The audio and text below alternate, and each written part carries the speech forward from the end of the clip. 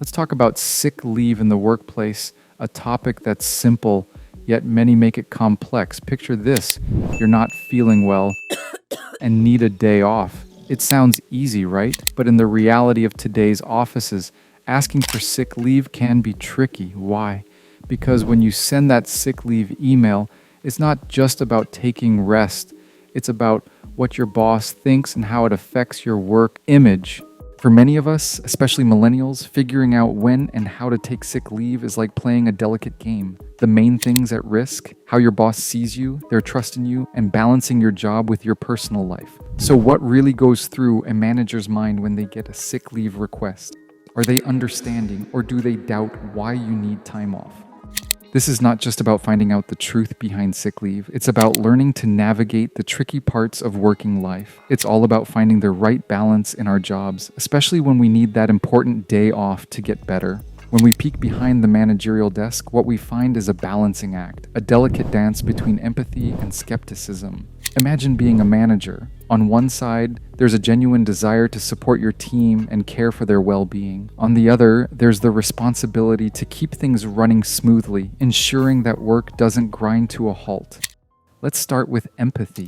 Most managers understand that life happens. They know that employees get sick, face personal challenges, and need time to recover. They've been there too. In an ideal world, every sick leave request is met with understanding and a quick approval. But here's where it gets complex. Managers also have to think about the team and the workload. They ask themselves, can we manage without this person? How will this affect our deadline? Now let's talk about skepticism. It's not that managers want to doubt their team. But let's face it, we've all heard stories or even seen instances where sick leave gets misused. This is where the skepticism comes in. Managers have to be vigilant. They have to look out for patterns, like someone always being sick on Fridays or before a holiday. It's not about mistrust, it's about being responsible. Interestingly, how a manager views sick leave requests can significantly impact employee morale and even retention. A manager who leans too much towards skepticism might create a culture of mistrust, where employees feel undervalued or suspected. On the flip side, too much leniency can lead to abuse of the system, putting unfair pressure on the rest of the team. So, what's the middle ground? Effective managers strive to hit that sweet spot where they trust but verify. They create an environment where employees feel comfortable being honest about their need for time off, but also keep an eye on the overall health of the team's productivity. It's about asking the right questions, being open to communication, and using judgment based on each situation's unique circumstances. Now let's talk about the role of rules and paperwork in sick leave, a topic that can be helpful and problematic at the same time. Bureaucracy, or the system of rules and processes in a company, is there to make things fair. It tells us how to ask for sick leave and what the rules are. This is good because it means everyone gets treated the same way. It stops personal opinions from getting in the way of your much-needed break.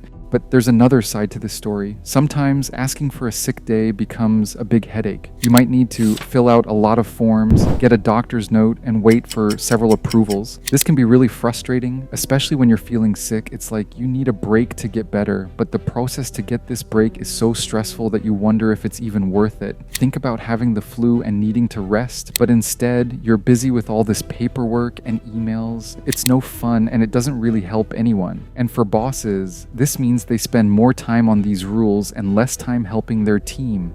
There's also a chance that these rules don't always make sense. Sometimes they're too strict and don't consider emergency situations or sudden illnesses. This can make employees feel stuck and not cared for.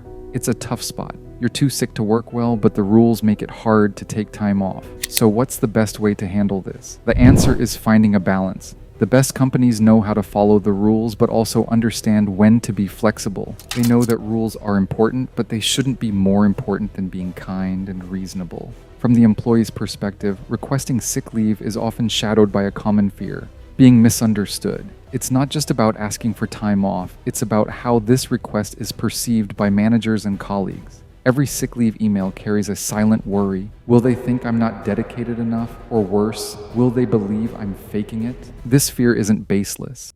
Many employees have experienced or heard stories about times when sick leave requests led to negative judgments. There's a real concern about being labeled as the one who always calls in sick or being seen as someone who takes advantage of company policies. It's a distressing position, especially when you genuinely need that time to recover.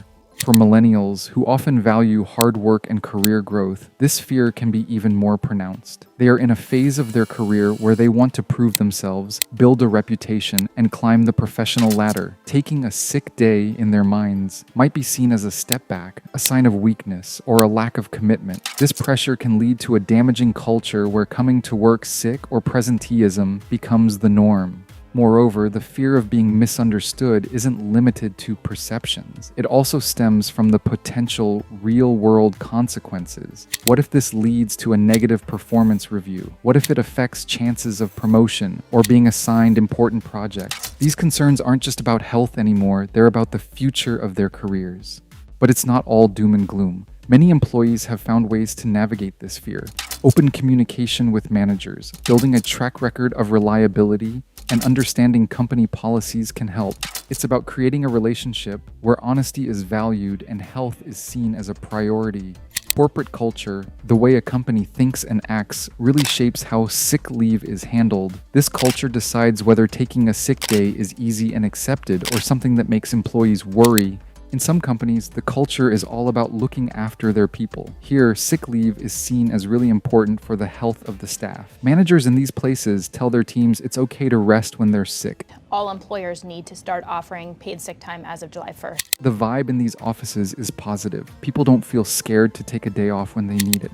On the other hand, there are companies where the focus is on always working hard and being available. In these places, taking a sick day might be frowned upon. It's like there's an unspoken rule that work is more important than health. This can lead to employees coming to work even when they're sick, which isn't good for anyone. Another big thing is how fair the sick leave rules are. If some people can work from home when they're a bit sick, but others can't, it feels unfair. Everyone wants to be treated the same, and when they're not, it can cause hard feelings in the team. How a company talks about its sick leave policy also matters. If the policy is clear and shows that the company cares about health, employees will feel more valued and respected. They'll be happier in their job and more loyal to the company. Navigating the sick leave maze in the workplace isn't just about following rules. It's about understanding the unspoken dynamics and maintaining your professional integrity. Let's talk about some real talk advice and insights for employees. 1. The art of communication.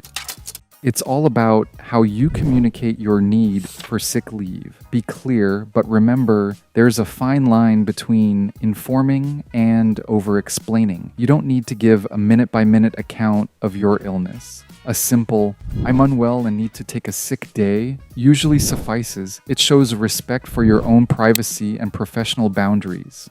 2. Timing is key. Let your manager know as soon as you realize you can't make it to work. Waiting until the last minute can disrupt workflow and create unnecessary tension. Early communication is a sign of responsibility and respect for your team's time. 3. Documentation. A necessary evil. While providing a doctor's note is often seen as a bureaucratic step, it serves a purpose. It's not about doubting your word, but about maintaining a standard process. Think of it as a formality that ensures fairness in the system. Part 4. Planning your absence. If you can, try to mitigate the impact of your absence. Maybe send a quick update on your projects or set an out-of-office reply. It's these small acts of foresight that reinforce your commitment to your team's success.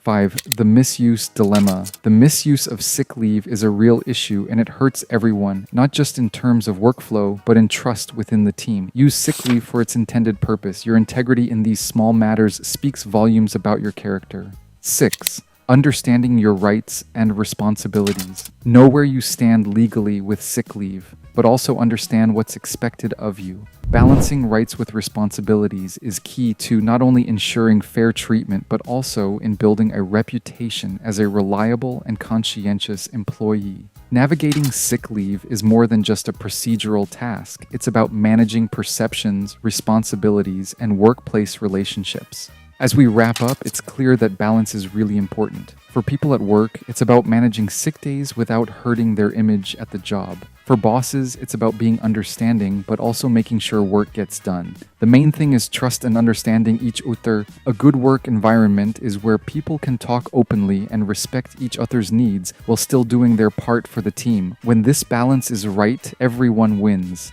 Employees who get to rest when they're sick come back stronger and do better at work.